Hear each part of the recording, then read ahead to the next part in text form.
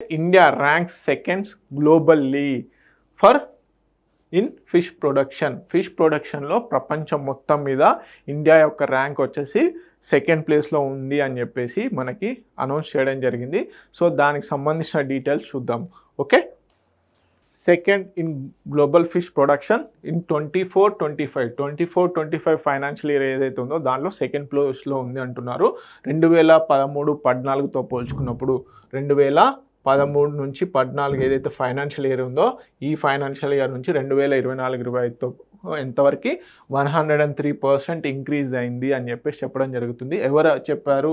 Union minister అయినటువంటి రాజీవ్ రంజన్ సింగ్ గారు కోల్కతాలో ఒక మీటింగ్లో చెప్పడం జరిగింది.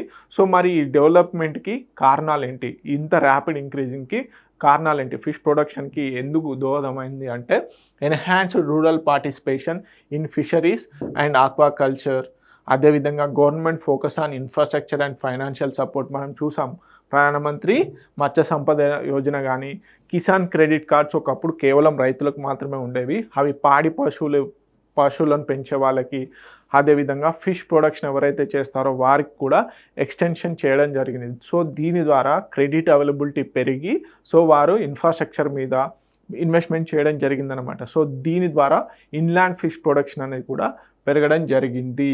Okay, technological adoption and improved practices. Okay, so major government initiatives ఏంటి? Pradhan Mantri Matsya Sampada Yojana boost productivity, sustainability and ఎంప్లాయ్మెంట్లో భాగంగా ప్రధానమంత్రి మత్స్య సంపద యోజనని తీసుకురావడం జరిగింది.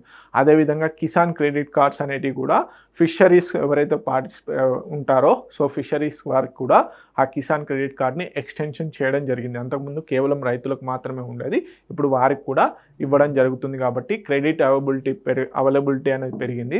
దాని ద్వారా ఇన్ఫ్రాస్ట్రక్చర్, బోట్స్ కానీ ఇతరత్ర నెట్స్, ఫిషింగ్ నెట్స్ కానీ అడ్వాన్స్డ్ టెక్నాలజీని అడాప్షన్ చేసుకోవడానికి ఈ కిసాన్ క్రెడిట్ కార్డ్స్ ఎంతగానో ఉపయోగపడ్డాయి.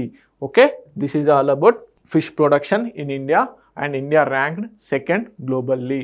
ఓకే, తెలుగు మీడియం అభ్యర్థులు ఒకసారి వీడియోని పాజ్ చేసుకొని ప్లీజ్ నోట్ ఇట్ డౌన్.